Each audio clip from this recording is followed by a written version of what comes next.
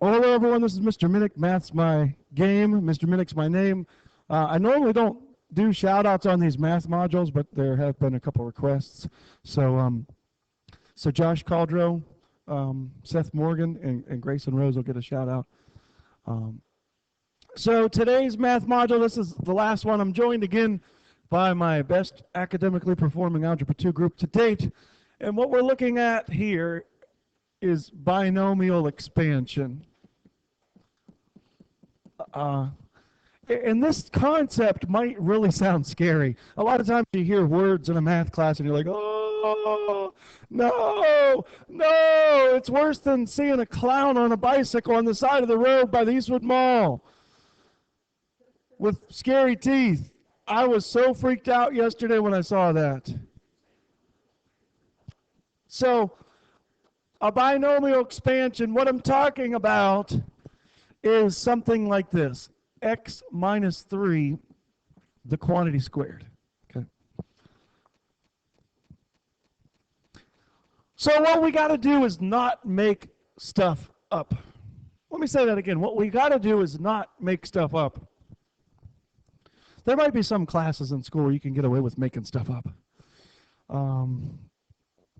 But math usually isn't one of them. And here's what people try to do on this. Here's the wrong way of going about this. The wrong way of going about this is to say, so we can distribute this exponent of 2 in here. So what we got is x squared and minus 3 squared. So what we got is x squared and minus 3 squared. You might say it's minus 9. Well, you're wrong. You might say it's plus 9. And well, you're wrong, because this whole thing is all wrong. You can't do that. There's no rule that says that you distribute the exponent like that. There's no rule that says you distribute the exponent like that. There is a similar rule. There is an exponent rule that says if you have AB, the quantity squared, that it's A squared B squared.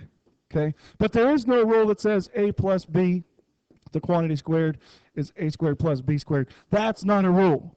Okay? So don't go making stuff up. Don't go making stuff up.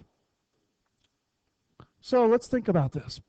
Please excuse my dear Aunt Sally PEMDAS.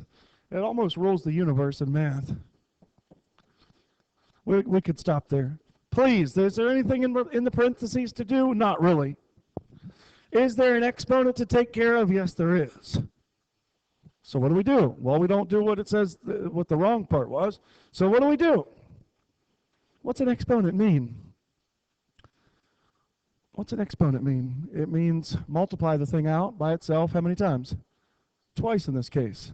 So what x minus 3, the quantity squared, really means to do is take x minus 3 and multiply by itself twice. So, so now we've got two binomials, and there was a technique that we used to multiply two binomials. Wasn't it called foiling?